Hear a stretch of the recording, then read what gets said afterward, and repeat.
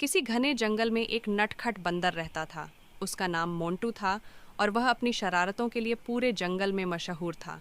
एक दिन मोंटू जंगल में घूम रहा था कि उसे एक अद्भुत पेड़ दिखाई दिया।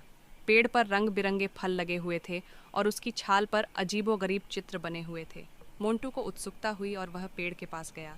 जैसे ही मोंटू पेड़ के पास पहुंचा, उसने देखा कि एक बूढ़ा आदमी पेड़ के नीचे बैठा हुआ है। बूढ़ा आदमी ध्यान में मग्न था और उसकी आंखें बंद थीं।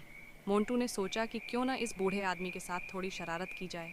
मोंटू पेड़ पर चढ़ा और एक फल तोड़कर बूढ़े आदमी के सिर पर फेंक दिया। बूढ़े आदमी का ध्यान भंग हो गया और उसने अपनी आंखें खोल दी।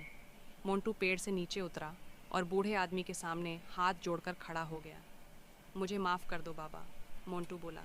मैंने तुम्हें परेशान करने के लिए फल नहीं फेंका था। मैं तो बस यह देखना चाहता था कि यह पेड़ जादुई है या नहीं। बूढ़ा आदमी मुस्कुराया और बोला, बेटा, यह पेड़ सचमुच जादुई है। इस पेड़ के फल खाने से तुम्हारी सारी इच्छाएं पूरी हो जाएंगी। मोंटू बहुत खुश हुआ। उसने बूढ़े आदमी का धन्यवाद किया और पेड़ से एक फल तोड़कर खा लिया। फल खाते ही मोंटू की सारी इच्छाएं पूरी हो गईं।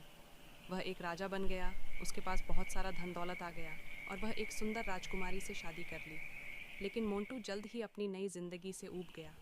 उसे अपनी पुरानी जिंदगी की याद आने लगी, जब वह जंगल में आज़ादी से घूमता था और अपनी शरारतों से सबको हंसाता था। एक दिन मोंटू फिर से उसी पेड़ के पास गया और बूढ़े आदमी से मिला। बाबा, मोंटू बोला, मुझे अपनी पुरानी जिंदगी वापस चाहिए। नहीं बनना है। मुझे धन दौलत नहीं चाहिए और मुझे राजकुमारी से शादी नहीं करनी है। बूढ़ा आदमी मुस्कुराया और बोला, बेटा, तुम्हारी इच्छा पूरी हो जाएगी। और जैसे ही बूढ़े आदमी ने यह कहा, मोंटू फिर से एक बंदर बन गया। वह जंगल में वापस चला गया और अपनी पुरानी जिंदगी जीने लगा।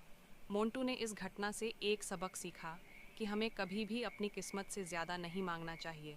हमें जो मिला है उसमें ही खुश रहना चाहिए। लाइक करें, सब्सक्राइब करें।